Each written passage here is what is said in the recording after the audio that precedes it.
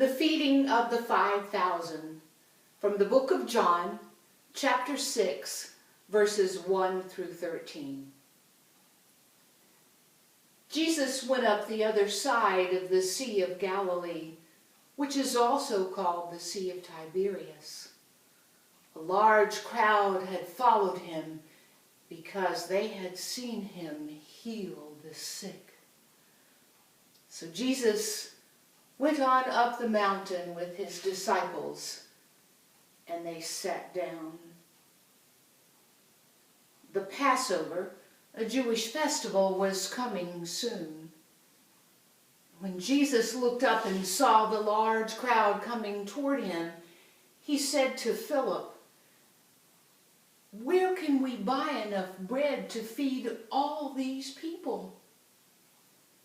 Now Jesus had asked Philip that to test him, but he already knew what he was going to do. Philip answered, "It would take 6 months' wages to buy enough food to give these people even a little bit."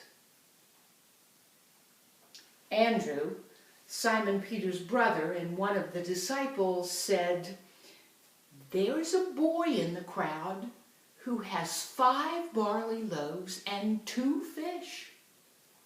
But how many people will that feed?" Jesus said, "Tell them all to sit down." And there was a large area of grass there, and they all sat down, about 5,000 of them.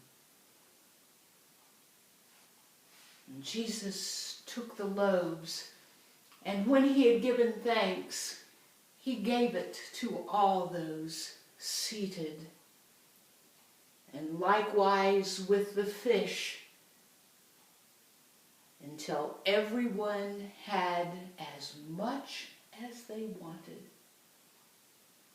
And when they were full, Jesus said to the disciples, "Gather up all the leftover food so that nothing goes to waste."